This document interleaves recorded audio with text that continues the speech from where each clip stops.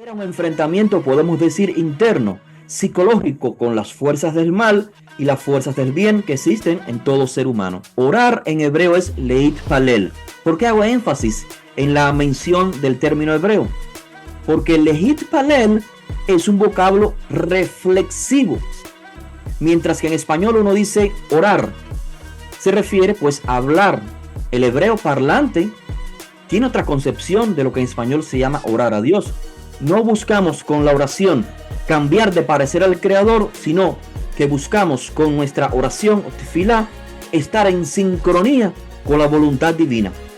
Entrar en un proceso de análisis, de reflexión para saber qué es lo que la divinidad desea de mí. Entonces yo transformar mi vida, yo colocarme en el carril apropiado. Esa es la verdadera tefilá. El que tenga pues la edición Toldot de Yoshua, las crónicas de Yoshua, vamos a hablar de la sección 2.6. Pero para aquel que no lo tenga, pues el formato es Mateo capítulo 4 del verso 1 al 11. Por supuesto tiene mucho que ver con nuestra parashá porque Yoshua de Nazaret repite muchas de las secciones o algunas de las secciones que se encuentran justamente en esta parashat Ekev. Así que como título es cuando Yoshua, tras haber sido identificado como el ungido por boca de Yohanan Amadvil, que era profeta y a la vez también sacerdote, se crea el contexto de que Yoshua es identificado entonces como hijo de Elohim, Ben Elohim. Y hemos explicado en muchas ocasiones que el contexto de estas palabras, hijo de Elohim, hay que encontrarlo en el Tanaj. Por ejemplo, si Yoshua de Nazaret ha sido identificado en el propio libro de Mateo, la primera oración dice, estas son las crónicas, o este es el registro genealógico de Yoshua, el hijo de David, el hijo de Abraham. Ya nos damos cuenta de que el contexto es apuntando a la mesianidad de Yoshua, o sea que él tiene derecho al reinado. Genéticamente tiene derecho al reinado porque es descendiente de David. Entonces cuando vemos que en los próximos versículos se le llama hijo de Dios en español, tenemos que recordar que David fue llamado hijo de Dios y Salomón fue llamado hijo de Dios por la condición que tienen como reyes. Ahora, fíjense, algo que también va a complementar lo que había preguntado anteriormente Franklin respecto a Yoshua, cómo fue elegido como rey. El texto de la Torá, perdón, el Tanaj, Samuel, por ejemplo, Crónicas, nos dice que Salomón, identificado como hijo de Dios, tras la muerte de David, se sentó en el Malhut Hashem, se sentó en el reino de Dios. ¿Y cómo es que se sentó en el reino de Dios? Dice, sobre Israel. En otras palabras, que Israel, el reino de Israel es como el reino de Dios en la tierra. O sea, los dictámenes divinos se transmiten a través del reino teocrático, a través del reino de Israel. Entonces, si tenemos en perspectiva, él es mi hijo, yo te he engendrado hoy, y todo esto está haciendo referencia a David, a Salomón, pues los comentaristas de estos textos, o sea, los discípulos de Yoshua, como cualquier otro judío mesianista de la época, veía en la persona de David y todo lo que pasó en su vida y en la de Salomón, que algo así se repetiría en la persona de Yoshua, o sea, en el futuro Mesías. Razón por la cual la traición de Yehudá Iscariote también se encuentra referencia, o sea, los discípulos van al libro de Salmos y encuentran una similitud en la traición que recibió David y la traición que recibió Josué. No queriendo decir que la traición que recibió David fue escrita para que se cumpliera luego en el Mesías. No, simplemente que es en el primer siglo hay un ser humano que se le identifica como Mesías, descendiente de David, y todo lo que pasa en su vida, desde la concepción piadosa israelita, judía, pues buscan referencia en el Tanaj. Y dice, si Josué fue traicionado, seguramente es porque a David lo traicionaron. Esa es más o menos la idea. Entonces, volviendo otra vez al texto en cuestión, Josué es identificado como hijo de Dios tras la tefilá de Yohanan. Ya sabemos que hijo de Dios significa simplemente un rey teocrático, un rey elegido por designio divino. Entonces, Josué dice que fue tomado por Ruach HaKodesh, esto es por el poder del Eterno, estoy leyendo, a una zona desierta para ser probado por el Satán. El contexto y las descripciones de los lugares geográficos que se van a dar en este periodo de pruebas o tentaciones, vemos que se va a mencionar el lugar más alto del Beit HaMikdash al cual Josué llegó. Y la pregunta es, ¿cómo llegó Josué allí, al lugar más alto del Beit HaMikdash? Ningún hombre llega a ese lugar. Es imposible. Luego se menciona una montaña a la que Josué está y puede ver los diferentes reinos de la tierra. Así que todas estas imágenes en el texto nos indican de que se trata de una visión que Josué está teniendo, una reflexión, digamos, psicológica. Algo similar toma lugar en Ezequiel, el capítulo 37, donde dice el texto que el Espíritu de Dios llevó a Ezequiel y lo colocó en un valle. Todo esto es una visión. Y es por eso que el texto comienza diciendo, Ruach HaKodesh, que sería para el primer siglo, Ruach Elohim, Espíritu Sagrado, la influencia divina, mejor dicho, hace que Josué se dirija a una zona desierta, evidentemente, ¿qué es el desierto? Las pruebas, la soledad, y la persona comienza a autorreflexionar, a recapacitar sobre lo que justamente había tomado lugar, que es que Josué ha sido declarado por boca de un profeta sacerdote, rey teocrático, designado para el pueblo de Israel. ¿Cómo reaccionaría Josué ante esto? Entonces, por otra parte, me gustaría aclarar rápidamente que Hasatán, el Satán, literalmente el oponente, el adversario, no es un ser omnipresente. O sea, desde el punto de vista judío de esta época, el autor no está diciendo que había un ser que era omnipresente. O sea, que cuando el texto dice que Satán llega a probar a Josué, el resto del mundo se quedó sin Satán. Esa no es la idea, sino que el Satán, así como el pecado, ¿cierto? El mal, son términos que en el caso del Satán, el adversario, es una expresión para personificar lo que es el mal, lo que es el pecado en el folclore judío de la antigüedad. Es decir, personifica la capacidad que tiene el ser humano de hacer el mal, el libre albedrío, los malos pensamientos, ¿cierto? Las fuerzas internas que tiene el ser humano, que hay veces que le impiden hacer la voluntad divina. Ese es el concepto del Satán, razón por la cual en la literatura rabínica, incluso años posteriores, cientos de años después, hay algunos rabinos que dicen el Satán, el Yetzer Hará, o sea, el adversario y el impulso, el instinto a hacer el mal es exactamente lo mismo. Razón por la cual Josué llamaría a sus oponentes hijos de Satanás. Ya sabemos, hijos del Satán no significa que literalmente sean hijos del mal o del adversario, sino que son personas que se conducen con el adversario.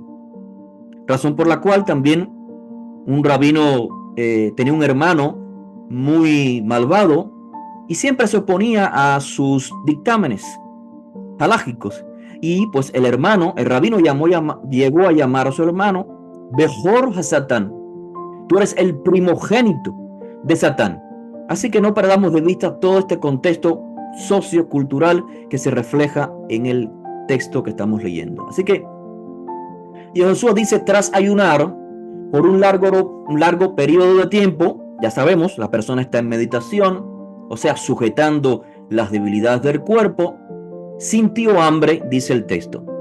Y entonces dice que el que prueba se le acercó y le dijo, todo eso está tomando lugar en la mente de Josué, pero se expresa, repito, de manera folclórica desde el punto de vista judío. Evidentemente, si lo leemos con lentes de otra cultura y no conocemos el folclore, caemos en disparates o enseñanzas que descontextualizan el mensaje. Así que sintió hambre y el que prueba se le acercó y le dijo, si realmente eres Ben Elohim, ya sabemos que es rey teocrático, lo que fue declarado Josué tras la tefilá del profeta sacerdote, entonces di que estas piedras se conviertan en pan.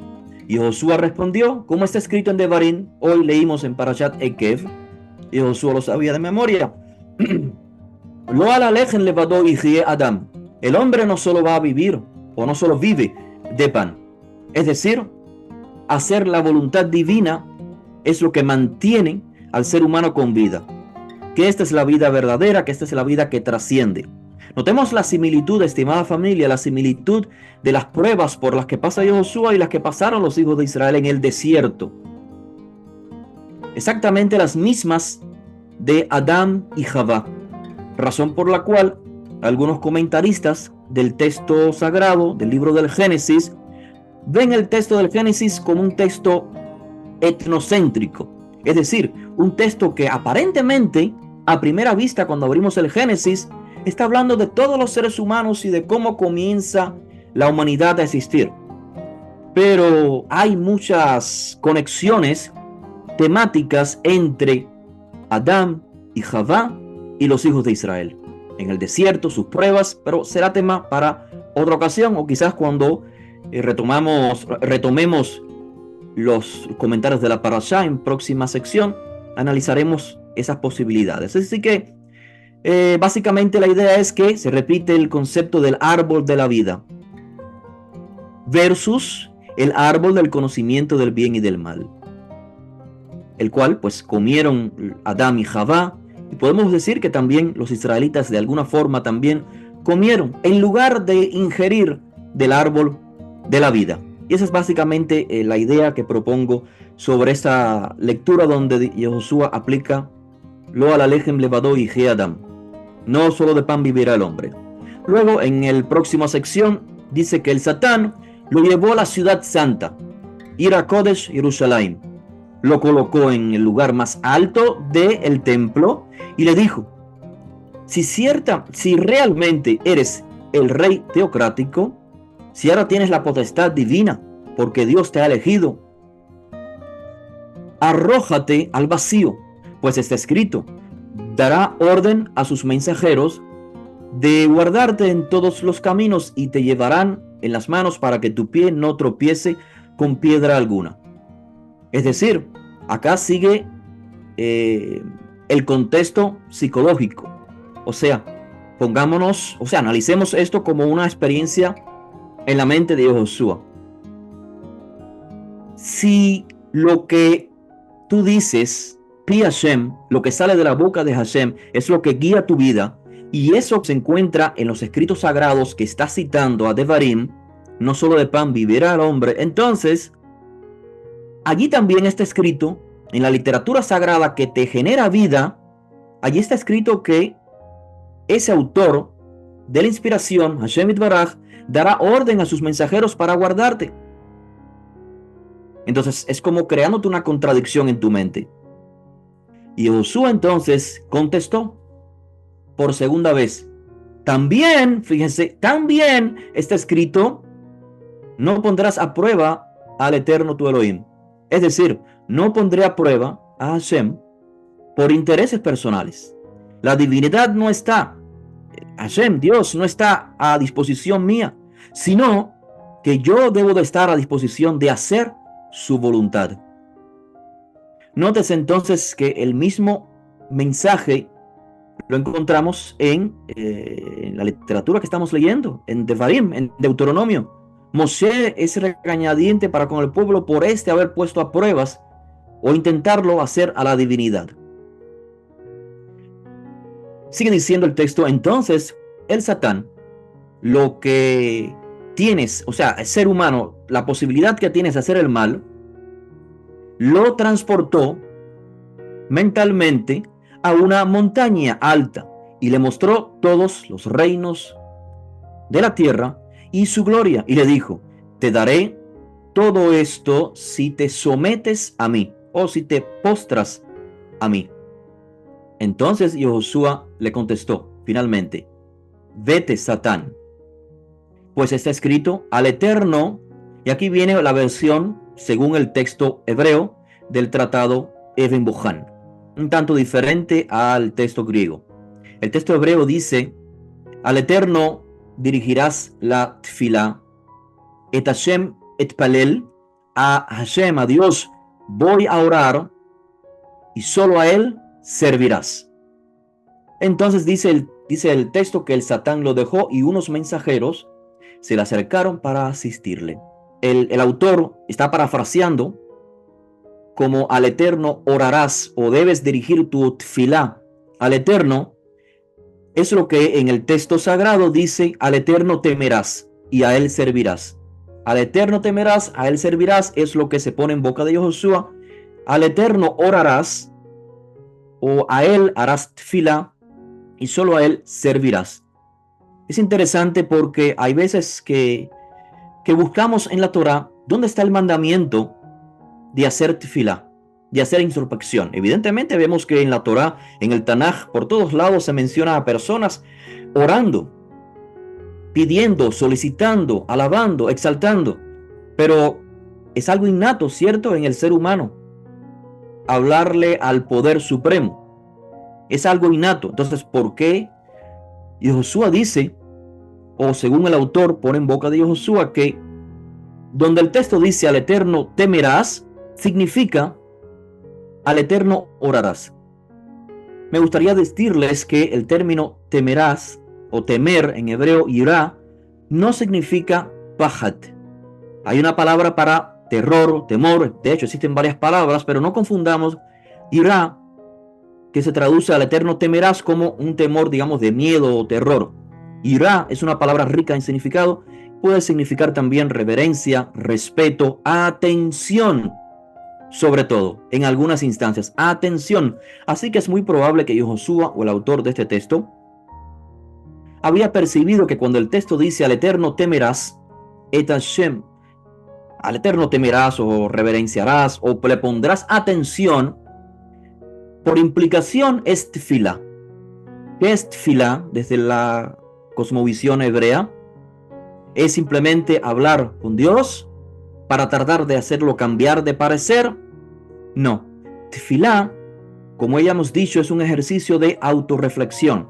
Claro, cuando uno trata de conectarse con la fuente de la existencia, uno puede, claro, hacer bakashot, solicitudes, peticiones, alabanzas, lo que sea. Pero en esencia, cuando uno se conecta con la divinidad desde el punto de vista hebreo, desde el mundo de la cosmovisión hebrea, esto es leit palel, que es lo que se dice en español, se traduce como orar. Orar en hebreo es leit palel. ¿Por qué hago énfasis en la mención del término hebreo? Porque leit palel es un vocablo reflexivo, mientras que en español uno dice orar. Se refiere pues a hablar, emitir una oración a otra persona, a otro individuo. Pero el hebreo parlante tiene otra concepción de lo que en español se llama orar a Dios. Leit palel, repito, es un vocablo reflexivo que significa autorreflexionar, como cuando decimos en español voy a vestirme. Todos saben que es algo que tú vas a hacer contigo mismo.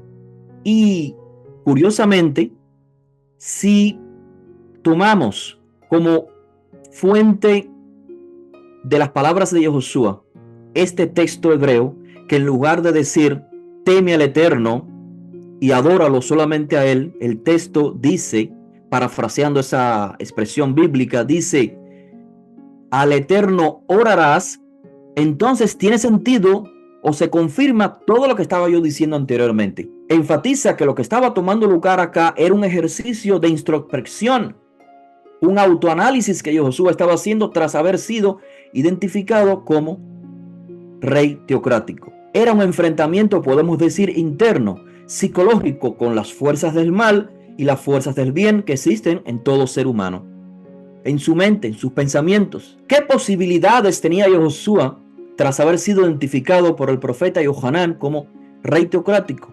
Ese conflicto interno es lo que se refleja a través de esta composición literaria llena de folclore judío antiguo.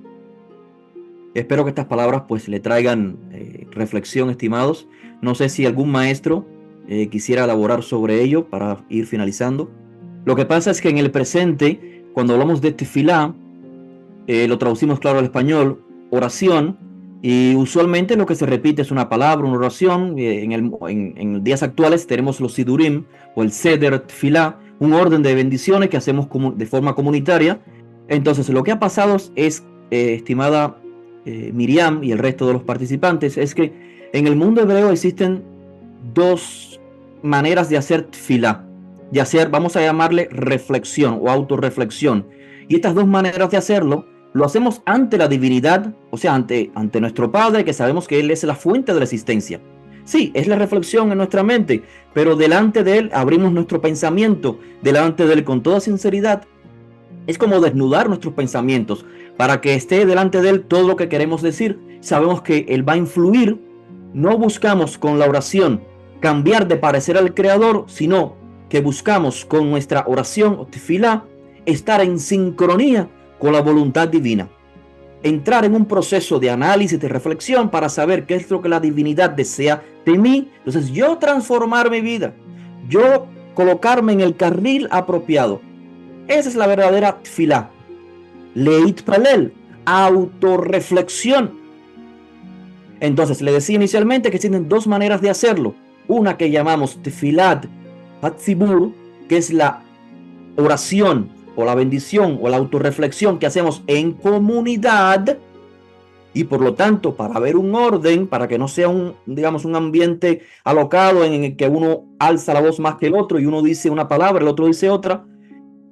Seleccionamos ciertas oraciones, ciertas bendiciones que tienen como fin reflexionar sobre la realidad de nuestra vida en el contexto de Israel. Hablamos también de reconocemos nuestros pecados, pero en sentido comunitario. Pedimos bendición, pero en sentido comunitario. Ahora, por otra parte, esa es la Tfilat Tzibur. Tzibur es la comunidad. Tfilat Tzibur. Está por otra parte Tfilat Yahid, que es la tefilá personal. La tefilá que una persona realiza a solas. Y es sobre la cual está haciendo Miriam, poniendo ejemplos muy claros. Y es esto, un ejercicio de reflexión. Si usted quiere recitar algunos textos, algunos salmos en su tefilá personal, también es libre de hacerlo. Crear alabanzas, reconocer al Creador como un padre que asiste o como un juez sobre el cual usted tiene que confesar sus pecados, sus errores. Perfecto.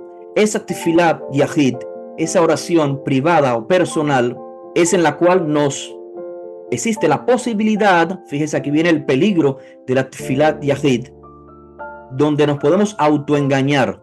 Es decir, podemos encontrar en nuestra mente justificaciones por lo que hacer algo. Y vemos que este caso clásico de Josué en el desierto. ¿Será posible que yo pueda, con esta capacidad que tengo ahora, hacer uso mal de este poder para ganar beneficios, digamos, no sé, beneficios tanto en sentido de exaltación personal como monetario, de riquezas? Todo esto pasa por nuestra mente en cualquier circunstancia, y eso nosotros tenemos que dirigirlo abiertamente a la divinidad, razón por la cual leemos en los escritos judíos del primer siglo, lo que el cristianismo erróneamente llama Nuevo Testamento, que las oraciones de Josué eran largas, extendidas. Pasaba toda la noche en tefilá y a solas. Los discípulos estaban al lado muchas veces, y dice que él se iba a un lugar a solas a orar. Claro, cuando lo leemos en español decimos, bueno, pero ¿qué tanto va a orar? ¿Cuántas cosas va a él estar pidiendo y rogando? Cuando entendemos que tefilá es, o sea, leit palel, orar, es autorreflexión, entonces podemos comprender que Josué lo que está haciendo es una meditación, si queremos usar este otro ejercicio espiritual en nuestros días. Así que me gustaría concretar esta idea. Tefilá es la meditación hebrea. Tefilá es la meditación hebrea, y la hacemos en comunidad, buscando un bien en común, o la hacemos en privado. buscando estar orientados hacia el camino correcto. Espero pues haber sido claro, estimada Miriam, y gracias por su pregunta.